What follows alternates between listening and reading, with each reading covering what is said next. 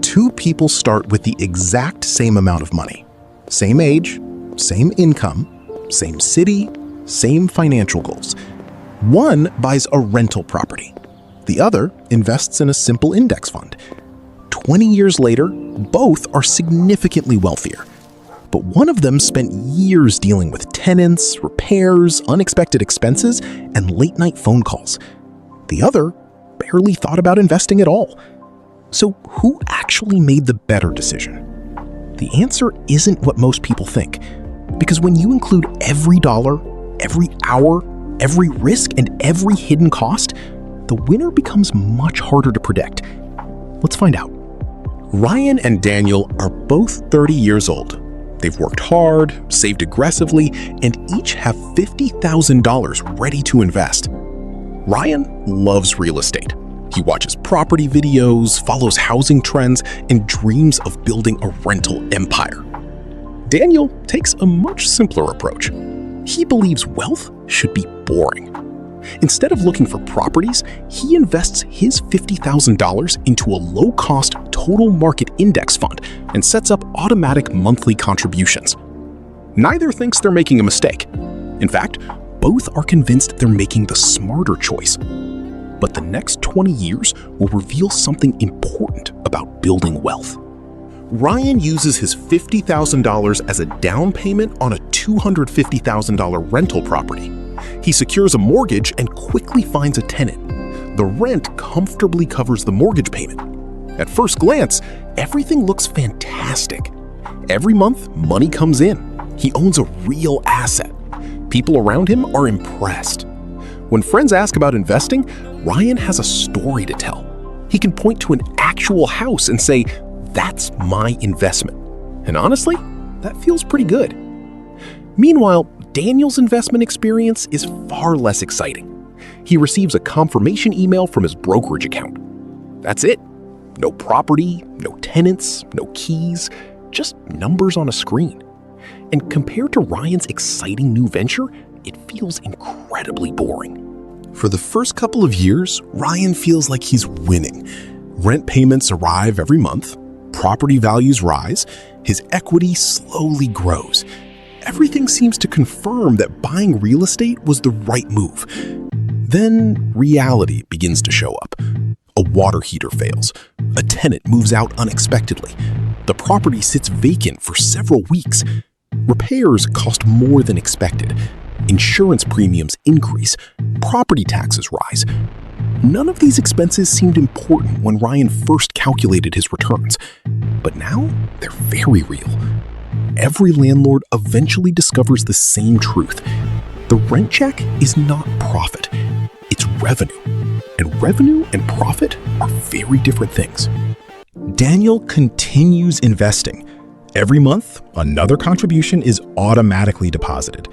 Some months, the market rises. Some months, it falls. Most of the time, he ignores it. His coworkers rarely ask about his investments.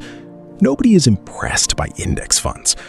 There are no exciting stories, no dramatic wins, no screenshots of massive gains, just quiet consistency. And that's exactly why most people underestimate it. Because compounding doesn't look impressive in the beginning. It looks slow, painfully slow, until suddenly it isn't.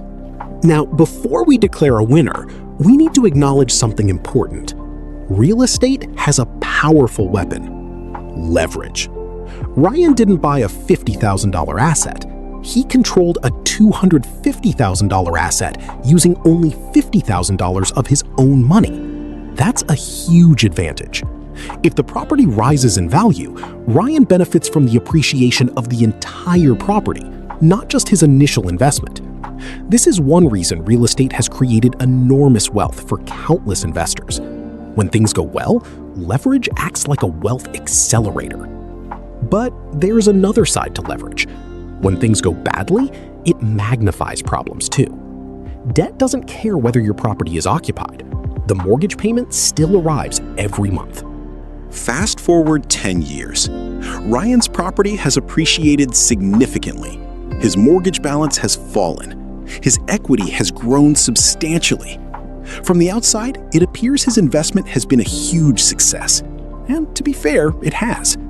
But what most people don't see are the hundreds of hours spent managing the property, the repairs, the vacancies, the maintenance, the stress, the unexpected expenses. Now, let's look at Daniel. His portfolio has quietly compounded year after year. He never picked individual stocks. He never tried to predict the market. He simply kept investing. At this point, something surprising happens. The gap between them becomes much smaller than most people expect. Despite taking completely different paths, their net worths are remarkably similar. One used leverage, the other used compounding, and both worked. Here's where many people misunderstand investing. Compounding is not linear, it's exponential. In the early years, progress feels slow. Then the growth starts generating its own growth. And eventually, the gains themselves become larger than your annual contributions. That's when the magic happens. Most investors quit before reaching this stage. They get impatient. They chase trends.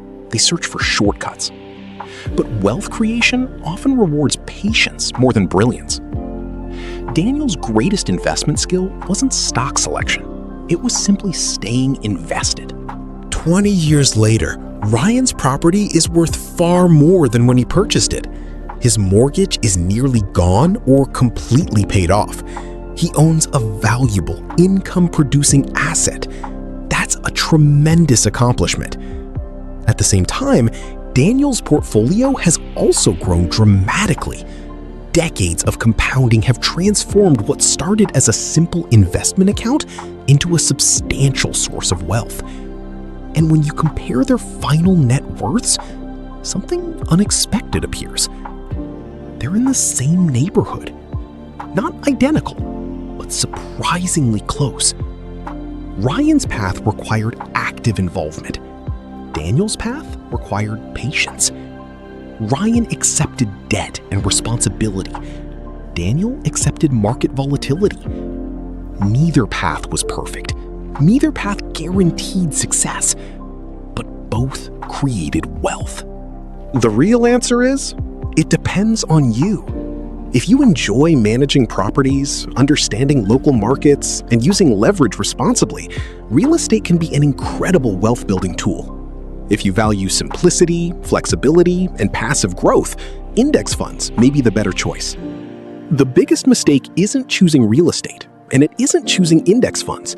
The biggest mistake is choosing either one without understanding the trade-offs. Too many people make financial decisions based on headlines, social media clips, or someone else's success story. But personal finance is exactly that, personal. The best investment isn't the one that sounds impressive. It's the one you can stick with consistently for decades. Because in the long run, consistency beats excitement almost every time. So the next time someone tells you that real estate always beats the stock market, or that index funds are the only smart choice, ask them one simple question. Did you count everything? The money, the time, the risk, the stress, the opportunity cost? Because the answer that includes everything is the only answer that matters. And if you enjoyed this video, subscribe for more practical investing and personal finance insights designed to help you build wealth without the hype.